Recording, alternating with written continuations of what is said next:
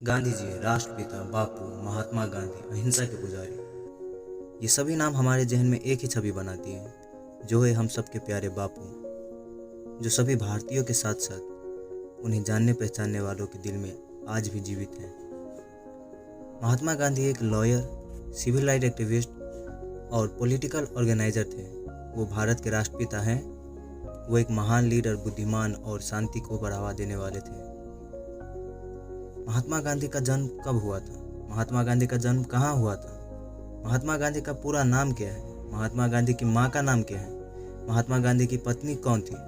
आदि प्रश्नों को जानेंगे आज की इस वीडियो में। हेलो ब्यूटीफुल पीपल, कैसे हो आप? भिटमल आपके लिए लेकर आया है महात्मा गांधी की जीवनी। तो आइए शुरू करते हैं। गांधी जी का जन्म पश्चिमी भारत में वर्तमान गुजरात के एक तटीय शहर पोरबंदर नामक स्थान पर 2 अक्टूबर सन 1869 को हुआ था। उनके पिता करमचंद गांधी सनातन धर्म की पंसारी जाति से संबंध रखते थे और ब्रिटिश राज्य के समय कठिवाड़ा की एक छोटी सी रियासत पोरबंदर के दीवान थे। महात्मा गांधी का असली नाम मोहनदास करमचंद गांधी था और ये अपने तीनों भाइयों में सबसे छोटे थे। अपने परिवार में सबसे छोटे बापू की एक सबसे बड़े बहन और 2 बड़े भाई थे। एक एक करके 3 पत्नी की मृत्यु हो जाने पर करमचंद ने चौथा विवाह पुतलीबाई से किया। करमचंद स्वयं भी नहीं जानते थे कि जब उनकी चौथी पत्नी अपने सबसे छोटे संतान को जन्म देगी तो वो पुत्र भारत की स्वतंत्रता का प्रमुख पात्र बनेगा और इतिहास के पन्नों में स्वयं के साथ पूरे परिवार का नाम दर्ज करवाएगा। गांधी जी की माताजी पुतलीबाई ने अपना संपूर्ण जीवन धार्मिक कार्यों में व्यतीत किया। उन्होंने कभी भौतिक जीवन में वस्तुओं को महत्व नहीं दिया। उनका ज्यादातर समय मंदिरों में या घरेलू कार्यों में ही बीतता था। वास्तव में वो परिवार को समर्पित आध्यात्मिक महिला थी। बीमार की सेवा करना, व्रत उपवास करना जैसे उनके दैनिक जीवन में शामिल थे। इस तरह गांधी जी की परवरिश ऐसे माहौल में हुई जहां पर वैष्णवमयी माहौल और जैन धर्म के मॉरल्स थे। इसी कारण वो शाकाहारी भोजन, अहिंसा, व्रत उपवास की जीवन शैली में विश्वास करते थे, जिससे मन को शुद्ध किया जा सके। गांधी जी का माँ का स्वभाव संतों के जैसा था।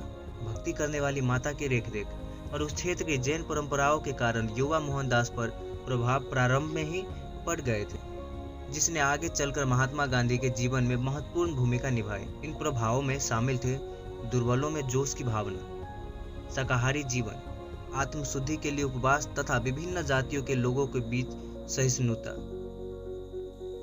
मई 1883 में 13.5 साल की आयु पूर्ण करते ही उनका विवाह 14 साल की कस्तूरबाई मक्कनजी से कर दिया गया।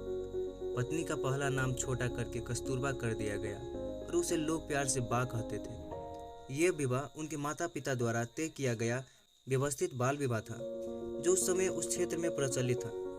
लेकिन उस क्षेत्र में यह रीति थी कि किशोर दुल्हन को अपने माता पिता के घर और अपने पति से अलग अधिक समय तक रखना पड़ता था। 1885 में जब गांधी जी 15 वर्ष के थे तब उनकी पहली संतान ने जन्म लिया, लेकिन वो केवल कुछ दिन ही जीवित रहे और इसी साल उनके पिता करमचंद गांधी भी चल बसे। मोहनदास और कस्तूरबा के 4 संतान हुए, जो सभी पुत्र थे। हरिलाल गांधी 1888 में, मणिलाल गांधी 1892 में, रामदास गांधी 1897 में और देवदास गांधी 1900 में जन्मे। पोरबंदर से उन्होंने मिडिल और राजकोट से हाई स्कूल किया। दोनों परीक्षाओं में शैक्षिक स्तर वो एक औसत छात्र रहे। मैट्रिक के बाद की परीक्षा उन्होंने भावनगर के श्यामलदास कॉलेज से कुछ परेशानियों के साथ उत्तीर्ण की। जब तक वे वहाँ रहे अप्रसन्न ही रहे, क्योंकि उनका परिवार उन्हें बैरिस्टर बनाना चाहता था। अपने 19वें जन्मदिन से लगभग 1 महीने पहले ही 4 सितंबर 1888 को गांधी यूनिवर्सिटी कॉलेज लंदन में कानूनी की पढ़ाई करने और बैरिस्टर बनने के लिए इंग्लैंड चले गए। भारत छोड़ते समय जैन भिक्षु बेचार जी के समक्ष हिंदुओं को मांस, शराब तथा संकीर्ण विचारधारा को त्यागने के लिए अपनी अपनी माता जी को दिए गए एक वचन ने उनके शाही राजधानी लंदन में बिताए गए समय को काफी प्रभावित किया। हालांकि गांधी जी ने अंग्रेजी रीति रिवाजों का भी अनुभव किया, जैसे उदाहरण के तौर पर नृत्य कक्षाओं में जाने आदि का। फिर भी वो अपनी मकान मालकिन द्वारा मांस एवं पत्ता गोभी को हजम नहीं कर सके।